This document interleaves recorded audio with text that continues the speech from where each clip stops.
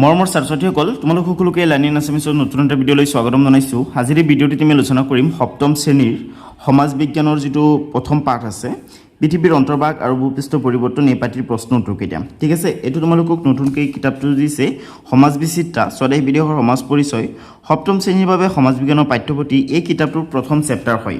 ঠিক আছে, পৃথিৱীৰ অন্তৰ্ভাগ আৰু ভূপৃষ্ঠৰ পৰিৱৰ্তন।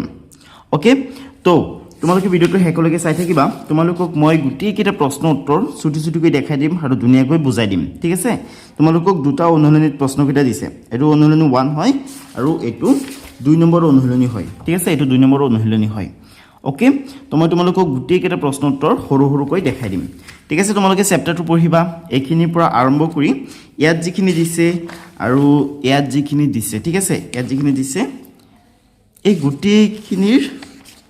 গোটেইখিনিত যিখিনি কথা আলোচনা কৰা হৈছে, ঠিক আছে, সেইখিনিৰ ওপৰত তোমালোকক এইটো অনুশীলনী দিছে। ঠিক আছে, গতিকে এইটো অনুশীলনী চোৱাৰ আগতে তোমালোকে এইখিনি এবাৰ পঢ়ি ল'বা। ঠিক আছে, এইখিনি এবাৰ পঢ়ি ল'বা, তেনেহ'লে প্ৰশ্নকেইটাৰ উত্তৰ তোমালোকে সহজতে মনত ৰখাব পাৰিবা। ঠিক আছে, বাকী তোমালোকক মই ধুনীয়াকৈ বুজাই দিম। ঠিক আছে, তো প্ৰথমে এইটো অনুশীলনী বুজাই দিম, অনুশীলনী 1 2, তাৰপিছত এই 2 নম্বৰ অনুশীলনীটো তোমালোকক বুজাই দিম আৰু প্ৰশ্নটো কেইটা দেখাই দিম। ঠিক আছে, তাৰপিছত মই তোমালোকক কিছুমান অতিৰিক্ত প্ৰশ্নটো দেখাই দিম আৰু বুজাই দিম। ঠিক আছে, গতিকে তোমালোকে ভিডিঅ'টো একেবাৰে শেষলৈকে চাই থাকিবা। আৰু ছাত্ৰ-ছাত্ৰীসকল চোৱা, ইয়াত তোমালোকক এই যে প্ৰশ্নটো যে কৰিছে 2 নম্বৰ প্ৰশ্নটোত চোৱা যে পৃথিৱীৰ উপৰিভাগৰ পৰা কেন্দ্ৰলৈ কেইটা স্তৰ আছে ছবিৰ সহায়ত বুজাই লিখা। ঠিক আছে, কি কৈছে পৃথিৱীৰ উপৰিভাগৰ পৰা কেন্দ্ৰলৈ কেইটা স্তৰ আছে ছবিৰ সহায়ত বুজাই লিখা। 3টা স্তৰ আছে। এই যে এই ছবিটো যে আছে চোৱা, এই যে ছবিটো যে আছে তোমালোকে এই ছবিটো লিখিব লাগিব। চোৱা, ইয়াত পৃথিৱীৰ উপৰিভাগৰ পৰা কেন্দ্ৰলৈ কেইটা স্তৰ আছে সেইটো দেখুওৱা হৈছে। চোৱা, 3টা স্তৰ আছে।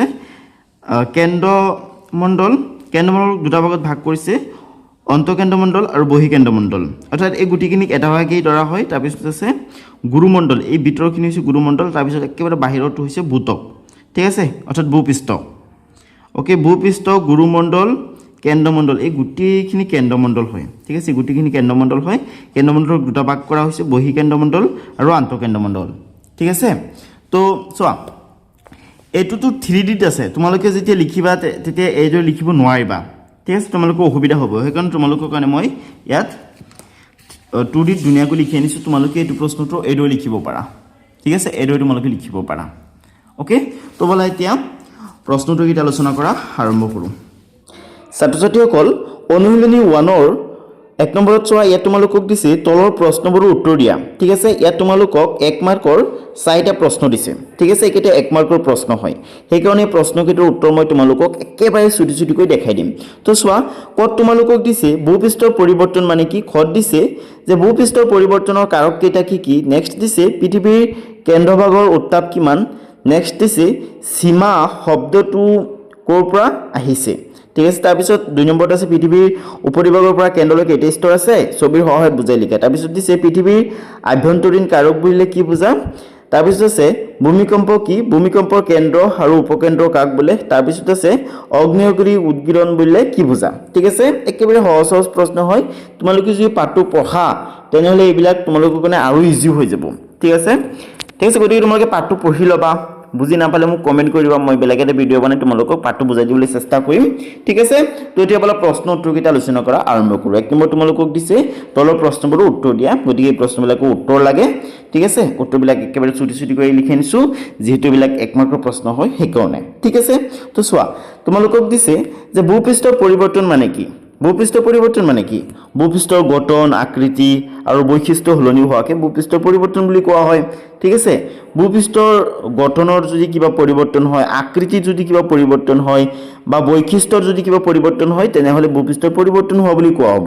ঠিক আছে, এতিয়া ভূপৃষ্ঠৰ গঠনৰ বা আকৃতিৰ কেনেকৈ পৰিৱৰ্তন হ'ব। চোৱা, আমাৰ ভূপৃষ্ঠখন অৰ্থাৎ পৃথিৱীৰ যিটো ওপৰৰ অংশ আছে সেইটো বিভিন্ন ধৰণৰ পৰ্বত, পাহাৰ, নদ নদী, খাল, জান জুৰি এইবিলাকেৰে গঠিত। ঠিক আছে, গতিকে এইবিলাকৰ যদি কোনো সলনি হয় তেনেহ'লে সেই জেগাখিনিৰ ভূপৃষ্ঠৰ, ভূ শব্দটোৰ অৰ্থ হৈছে পৃথিৱী, পৃষ্ঠটো মানে পৃথিৱী। ঠিক আছে, অৰ্থাৎ ভূপৃষ্ঠৰ পৃথিৱী পৃষ্ঠৰ যদি আকৃতিৰ সলনি হয় বা গঠনৰ সলনি হয় বা বৈশিষ্ট্যৰ সলনি হয় তেনেহ'লে পৃথিৱী পৃষ্ঠৰ বা ভূপৃষ্ঠৰ পৰিৱৰ্তন হোৱা বুলি কোৱা হয়।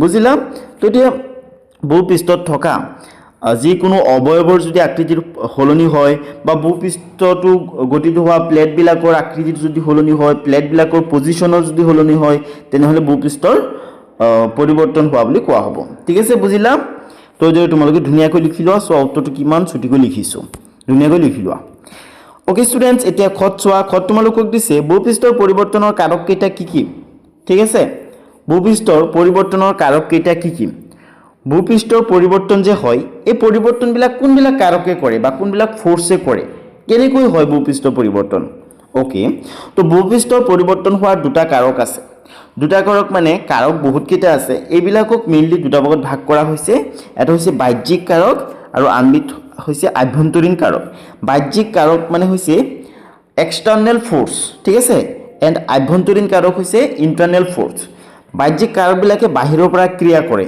আৰু আভ্যন্তৰীণ কাৰকবিলাক যে আছে এইবিলাকে ভিতৰৰ পৰা ক্ৰিয়া কৰে ঠিক আছে বাহ্যিক কাৰকবিলাকৰ ভিতৰত পৰিব প্ৰবাহিত জল ঠিক আছে প্ৰবাহিত জল মানে গতিশীল ওয়াটাৰ ঠিক আছে যেনেকৈ নেকি নদ নদী খাল বিল ওকে সাগৰ মহাসাগৰ এইবিলাক নেক্সট আছে বতাহ নেক্সট আছে বৰষুণ সৌৰ শক্তি অৰ্থাৎ সূৰ্যৰ উত্তাপ হিমবাহ আৰু সাগৰৰ ঢৌ ঠিক আছে যেটো এক মাৰ্কৰ প্ৰশ্ন হয় হেকাৰণে মই হিমান ডিটেইলত যোৱা নাই ঠিক আছে বহুতে এদৰে লিখে বাহ্যিক কাৰক আৰু আভ্যন্তৰীণ কাৰক তোমালোকে এদৰে নিলিখিবা কাৰণ কাৰকসমূহক কেইটা ভাগত ভগোৱা হৈছে হেতু হুদা নাই ইয়া তোমালোকক ভূপৃষ্ঠ পৰিৱৰ্তনৰ কাৰক কেইটাৰ নাম তোমালোকক লিখিবলৈ দিছে ঠিক আছে গতিকে তোমালোকে কাৰক কেইটাৰ নাম লিখিব লাগিব এদৰে তোমালোকে আগতে বাহ্যিক কাৰক লিখি প্ৰবাহিত জল বতাহ বৰষুণ সৌৰ শক্তি হিমবাহ আৰু সাগৰৰ ঢৌ এইখিনি লিখিবা নেক্সট আছে আভ্যন্তৰীণ কাৰক ভূমিকম্প আৰু অগ্নেয়গিৰি এইবিলাকক আভ্যন্তৰীণ কাৰক কিয় কোৱা হয় চোৱা ভূমিকম্প কিন্তু মাটিৰ তলত উৎপন্ন হয় মানে মাটিৰ তলত ভূমিকম্পৰ সৃষ্টি হয় ঠিক আছে পৃথিৱীৰ খোলাটো তৈয়াৰী প্লেটবিলাকে যেতিয়া এটাই আনটো খুন্দা মাৰে তেতিয়া কি হয় তেতিয়া ভূমিকম্পৰ সৃষ্টি হয় আৰু ভূমিকম্প মাটিৰ তলত সৃষ্টি হয় ঠিক আছে সেই কাৰণে এটো আভ্যন্তৰীণ কাৰক অগ্নেয়গিৰি ঠিক আছে এইবিলাক কিন্তু মাটিৰ তলত থাকি ক্ৰিয়া কৰে ওকে এই ফোৰ্স বিলাকে সেই কাৰণে এইবিলাকক কি বুলি কোৱা হয় আভ্যন্তৰীণ কাৰক বুলি কোৱা হয় তোমালোকে বহুতে কিন্তু লিখে যে বাহ্যিক কাৰক আৰু আভ্যন্তৰীণ কাৰক এইদৰে লিখিলে নহব কাৰণ কাৰক কেইটাৰ ভাগ কেইটা লিখিবলৈ দিয়া নাই কাৰক কেইটাকে লিখিবলৈ দিছে গতিকে কাৰক কেইটা তোমালোকে এইদৰে ধুনীয়াকৈ লিখিবা ঠিক আছে ওকে হল 2 নম্বৰ খটো হল 1 নম্বৰ খটো হল এতিয়া গটত তোমালোকক দিছে পৃথিৱীৰ কেন্দ্ৰভাগৰ উত্তাপ কিমান পৃথিৱীৰ কেন্দ্ৰভাগৰ উত্তাপ 6000 ডিগ্ৰী সেলসিয়াছতকৈ বেছি এবাৰ ইমাজিন কৰি চোৱা 6000 ডিগ্ৰী সেলসিয়াছতকৈ বেছি পৃথিৱীৰ কেন্দ্ৰভাগৰ উত্তাপ 100 ডিগ্ৰী সেলসিয়াছত পানী উতুলিবলৈ আৰম্ভ কৰে আৰু ইয়াত কৈছে পৃথিৱীৰ কেন্দ্ৰভাগৰ উত্তাপ অৰ্থাৎ উষ্ণতা 6000 ডিগ্ৰী সেলসিয়াছতকৈ বেছি তো ইমাজিন কৰা কিমান উত্তাপ পৃথিৱীৰ কেন্দ্ৰৰ ঠিক আছে বহুত উত্তাপ ঠিক আছে তাৰপিছত চোৱা গত তোমালোকক দিছে সীমা শব্দটো ক'ৰ পৰা আহিছে এই সীমা শব্দটো ক'ৰ পৰা আহিছে উত্তৰ তোমালোকে লিখিবা গুৰুমণ্ডল স্তৰটো মূলতে সিলিকন Si আৰু মেগনেছিয়ামৰ দ্বাৰা গঠিত হোৱা বাবে এক সীমা বোলা হয় ঠিক আছে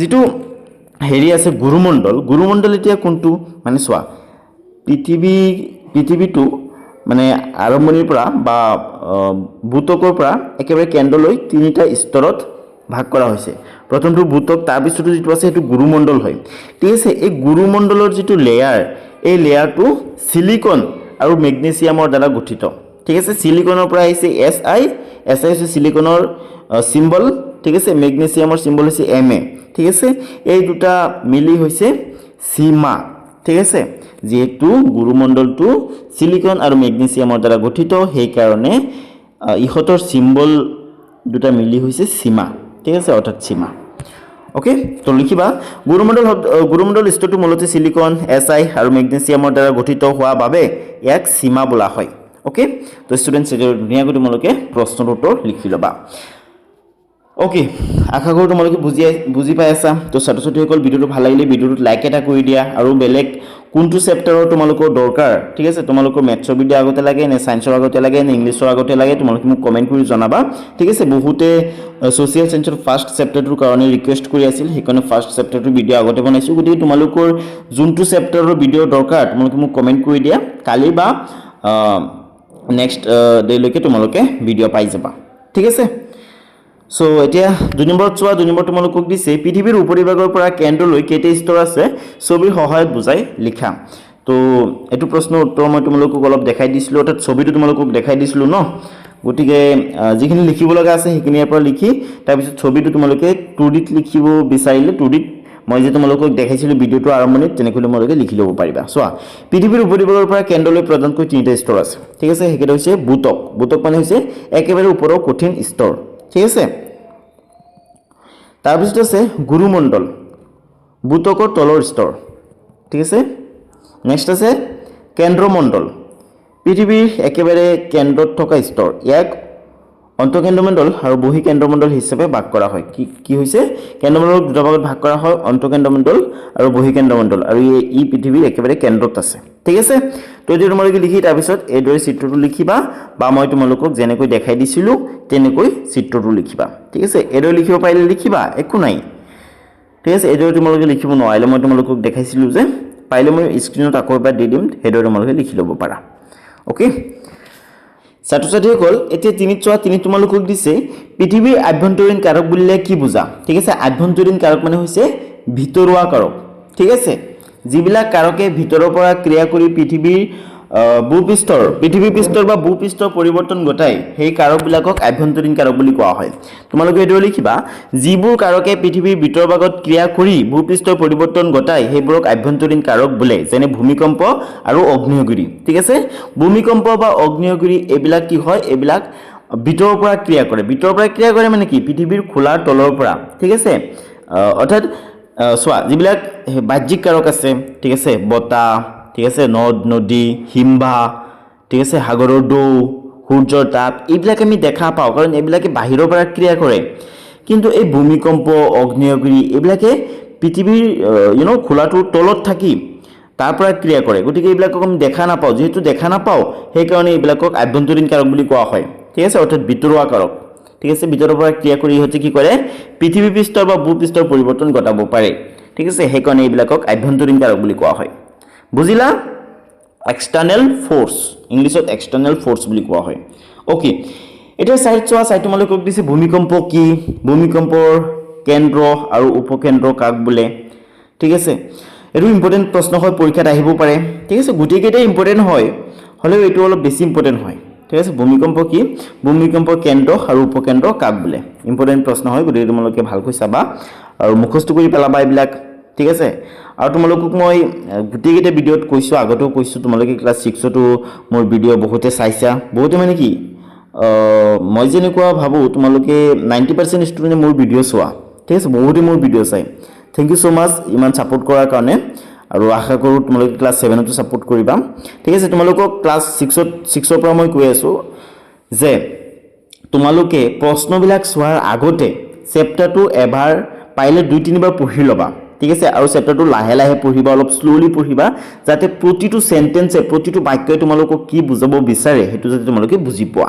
ঠিক আছে তেনেহলে এই প্ৰশ্নবিলাকৰ উত্তৰ মনত ৰখোৱাটো একেবাৰে ইজি হৈ যাব ঠিক আছে ওকে তো সোৱা কি কৈছে পৃথিৱীৰ উপৰিভাগ কঁপি উঠাকে ভূমিকম্প বোলে তে তোমালোকক সুধিছে যে ভূমিকম্প কি মানে হোৱাট ইজ আৰ্থকুইক ভূমিকম্পক ইংলিশত আৰ্থকুইক বুলি কোৱা হয় তোমালোকক সুধিছে ভূমিকম্প কি এতিয়াত উত্তৰত লিখা হৈছে যে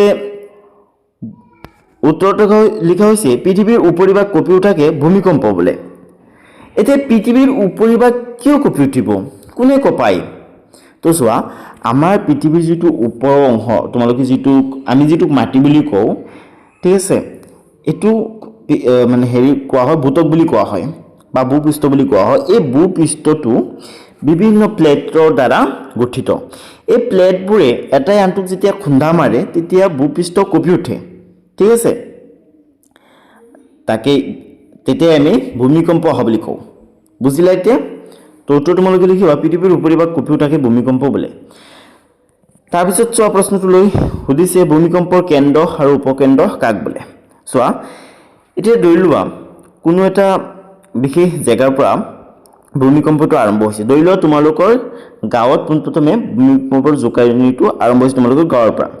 তো তোমালোকৰ গাঁৱৰ মাটিৰ তলত ভূমিকম্পটো হ'ব, সৃষ্টি হ'ব। তো য'ত ভূমিকম্পটো সৃষ্টি হৈছে, য'ত প্লেট দুটাই খুন্দা খাইছে, সেই জেগাটোক কোৱা হ'ব ভূমিকম্পৰ কেন্দ্ৰ।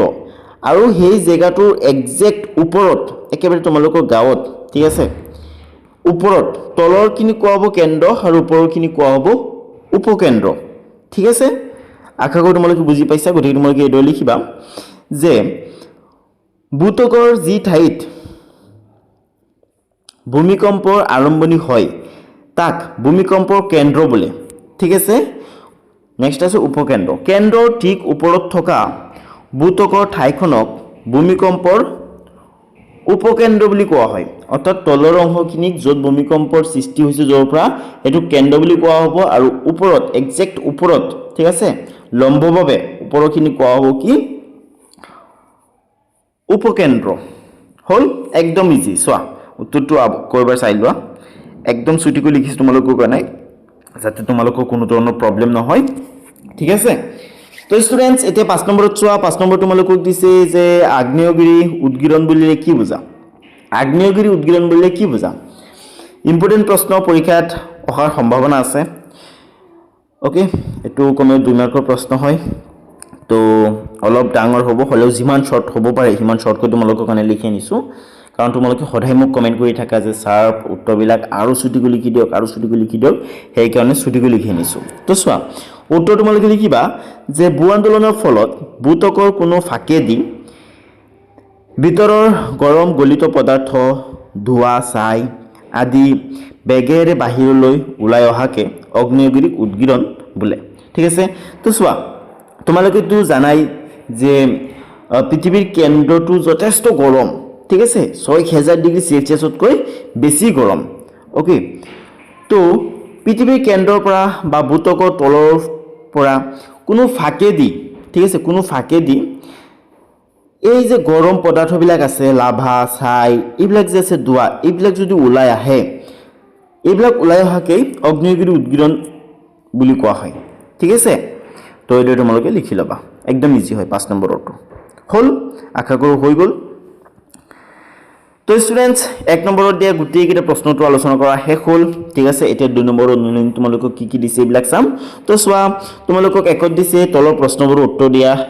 ইয়াত 4টা প্ৰশ্ন আছে, প্ৰশ্ন 4টোৰ উত্তৰ লিখিব লাগে, সেইবিলাকো 1 মাৰ্কৰ প্ৰশ্নই হয়। চোৱা বাহ্যিক শক্তিৰ দুটা উদাহৰণ দিয়া, ক্ষয়কাৰ্য কেই প্ৰকাৰৰ আৰু কি কি, অৱক্ষেপণ বুলিলে কি বুজা, বালিয়ৰী কেই প্ৰকাৰৰ আৰু কি কি। ঠিক আছে, একদম ইজি হয়। তাৰপিছত ইয়াত 3টা প্ৰশ্ন হৈছে, সৌৰশক্তিয়ে কিদৰে ক্ষয়জাত পৰ্বতৰ সৃষ্টি কৰিব পাৰে। নেক্সট আছে হিমবাহৰ সৃষ্টি কেনেকৈ হয়। নেক্সট আছে সাগৰৰ ঢৌৱে কেনেকৈ উপকূলভূমিৰ পৰিৱৰ্তন সাধন কৰে। একদম ইজি হয়। এইকেইটাৰ পিছত মই তোমালোকক 5টা অতিৰিক্ত প্ৰশ্ন উত্তৰ দেখাই দিম, কাৰণ সেইবিলাক পাঠৰ ভিতৰৰ পৰাই লোৱা হৈছে, সেইবিলাক মানে তোমালোকৰ পৰীক্ষাত প্ৰশ্নকেইটা সোধাৰ চান্স আছে। ঠিক আছে, গতিকে সেইবিলাকো তোমালোকে চাব লাগিব, সেইবিলাক প্ৰশ্ন উত্তৰ তোমালোকে লিখি ল'বা। ঠিক আছে, তো চোৱা তোমালোকৰ প্ৰথম প্ৰশ্নটো হৈছে বাহ্যিক শক্তিৰ দুটা উদাহৰণ দিয়া। বাহ্যিক শক্তি মানে কি? বাহিৰা শক্তি, অৰ্থাৎ যিবিলাকে বাহিৰৰ পৰা ক্ৰিয়া কৰে, বতাহ আৰু বৰষুণ। ঠিক আছে, তোমালোকে ইয়াত হিমবাহ বুলি লিখিব পাৰা। ঠিক আছে, সৌৰশক্তি বুলি তোমালোকে লিখিব পাৰা। ঠিক আছে, অ'কে, বাহ্যিক শক্তি বা বাহ্যিক কাৰক, তোমালোকক এইদৰে প্ৰশ্নটো সুধিব পাৰে যে বাহ্যিক কাৰক দুটাৰ উদাহৰণ দিয়া। তেতিয়া তোমালোকে বতাহ, বৰষুণ, হিমবাহ এইদৰে লিখিব পাৰা, বা গতিশীল গতিশীল পানী। ঠিক আছে, তাৰপিছত খত চোৱা, খত দিছে তোমালোকক ক্ষয়কাৰ্য কেই প্ৰকাৰৰ আৰু কি কি। চোৱা ক্ষয়কাৰ্য 2 প্ৰকাৰৰ, বিচূৰ্ণী ভৱন আৰু ক্ষয়ী ভৱন। বিচূৰ্ণী ভৱন আৰু ক্ষয়ী ভৱন। ঠিক আছে, নেক্সট আছে অৱক্ষেপণ বুলিলে কি বুজা। অৱক্ষেপণ শব্দটোৱে বেছিকেলি জমা হোৱাকে বুজায়। ঠিক আছে, বতাহ পানী আদিয়ে কঢ়িয়াই অনা শিল বালি আদি কোনো ঠাইত জমা কৰা কাৰ্যকে অৱক্ষেপণ বোলে। ঠিক আছে, পানীৰ দ্বাৰা বা বতাহে শিল বালি বা মাটি এইবিলাকক যদি এঠাইৰ পৰা আন ঠাইলৈ কঢ়িয়াই নি জমা কৰে, তেতিয়া অৱক্ষেপণ এই যিটো কাৰ্য, ঠিক আছে, বতাহ পানী এইবিলাকে শিল বালি এঠাইৰ পৰা আন ঠাইলৈ কঢ়িয়াই নি জমা কৰা যিটো কাৰ্য, এই কাৰ্যকে অৱক্ষেপণ বুলি কোৱা হয়।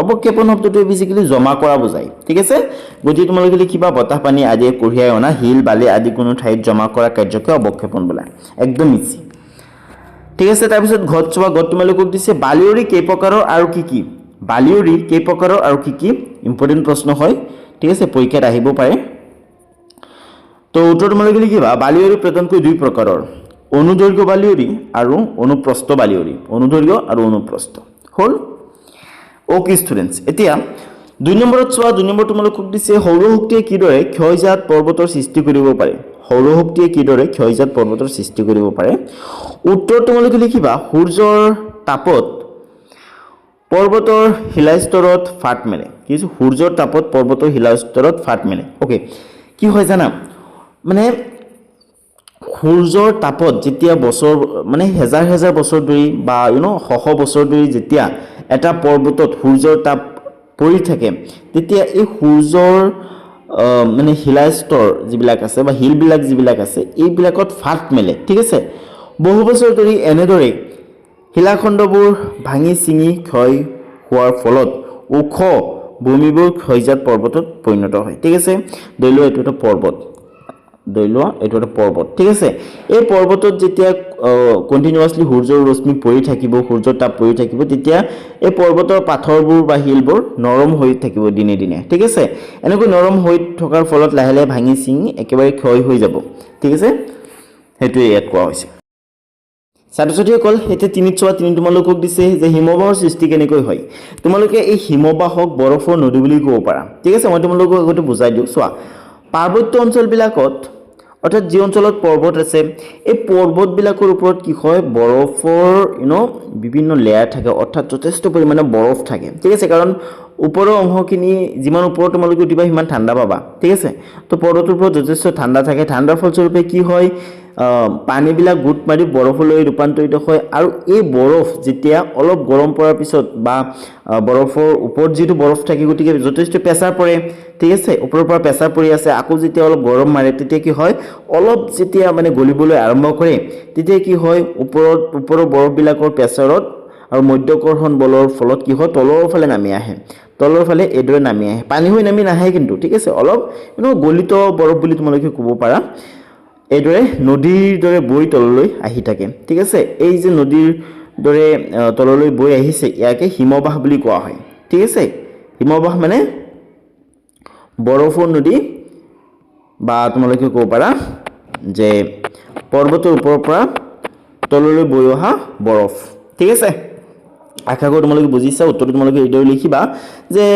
উচ্চ পাৰ্বত্য অঞ্চলত জমা হৈ থকা বৰফবোৰ ওপৰৰ স্তৰৰ হেঁচা আৰু মধ্যকৰ্ষণ শক্তিৰ ফলত যেতিয়া নদীৰ দৰে তললৈ নামি আহে তেতিয়া হিমবাহৰ সৃষ্টি হয় ঠিক আছে তোমালোকে এইদৰে লিখি ল'বা তোমালোকে একেবাৰে শৰ্টকৈ লিখিছোঁ ঠিক আছে তো ষ্টুডেণ্টছ ভিডিঅ'টোত লাইক এটা কৰি দিয়া যোনে লাইক কৰা নাই আৰু তোমালোকে মোক কমেণ্ট কৰিবা ঠিক আছে পঢ়া লিখা কেনেকুৱা চলি আছে মোক কমেণ্ট কৰি জনাবা আৰু তোমালোকে জনাবা যে কোনটো ক্লাছৰ পৰা মোৰ ভিডিঅ'বিলাক চাই আছা বহুতেতো ক্লাছ 3 পৰা মোৰ ভিডিঅ' চাই আছে তোমালোকে কোনটো ক্লাছৰ পৰা মোক চাই আছা মোৰ ভিডিঅ'বিলাক চাই আছে মোক কমেণ্ট কৰি জনাবা ঠিক আছে তেনেহ'লে মই গম পাম যে কেইবছৰ পুৰণা ষ্টুডেণ্টছ আছে মোৰ ঠিক আছে ছাত্ৰ-ছাত্ৰীসকল এতিয়া 4 চোৱা 4 তোমালোকক দিছে সাগৰৰ দৰে কেনেকৈ উপকূলভূমিৰ পৰিৱৰ্তন সাধন কৰে ঠিক আছে সাগৰৰ দৰে কেনেকৈ উপকূলভূমিৰ পৰিৱৰ্তন সাধন কৰে তোমালোকক সুধিছে উত্তৰ তোমালোকে লিখিবা সাগৰৰ দৰে উপকূল অঞ্চলত খুন্দিয়াই অতি দ্ৰুতভাৱে ক্ষয়কাৰ্য চলায় আৰু বিভিন্ন ভূ অৱয়ব সৃষ্টি কৰি উপকূলভূমিৰ পৰিৱৰ্তন ঘটায় ঠিক আছে তো ছাত্ৰ-ছাত্ৰীসকল তোমালোকক দিয়া দুয়োটা অনুশীলনী প্ৰশ্ন উত্তৰকেইটা আলোচনা কৰা শেষ হৈ গ'ল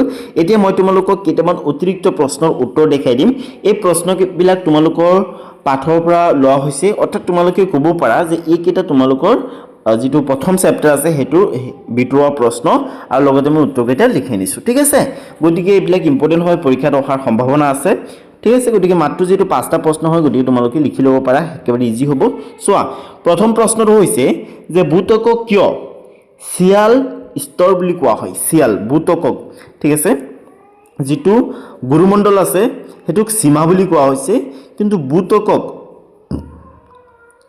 শিয়াল বুলি কোৱা হয় কিয় শিয়াল বুলি কোৱা হয় তোমালোকক সুধিছে গতিকে তোমালোকে উত্তৰত লিখিবা যে ভূত্বকটো প্ৰধানকৈ সিলিকন আৰু এলুমিনিয়ামৰ দ্বাৰা গঠিত হোৱা বাবে শিয়াল বা শিয়াল স্তৰ বুলি কোৱা হয় ঠিক আছে সিলিকনৰ পৰা এছাই লোৱা হৈছে আৰু এলুমিনিয়ামৰ পৰা কি লোৱা হৈছে এলুমিনিয়ামৰ পৰা এল লোৱা হৈছে এই দুটা মিলি এই দুটাৰ সিম্বল মিলি সিএল শব্দটোৰ সৃষ্টি হৈছে ঠিক আছে নেক্সট 2 নম্বৰ দিয়া হৈছে মহৰ বিচিক বিচ্ছিন্নতা বা মহকি ইয়াৰ উত্তৰ তোমালোকে লিখিবা যে পৃথিৱীৰ অন্তৰ্ভাগৰ বুটক আৰু তাৰ তলত থকা গুৰুমণ্ডল স্তৰটো পৃথক কৰা অংশক মহৰ বিচিক বিচ্ছিন্নতা বা মহ বোলে ঠিক আছে এটো লিখি লবা তাৰ পিছৰ প্ৰশ্নটো হৈছে পৃথিৱীৰ খোলাটো বা বুটক গাইকৈ কেখন আৰু কি ডাঙৰ ফলকত বিভক্ত উত্তৰ তোমালোকে লিখিবা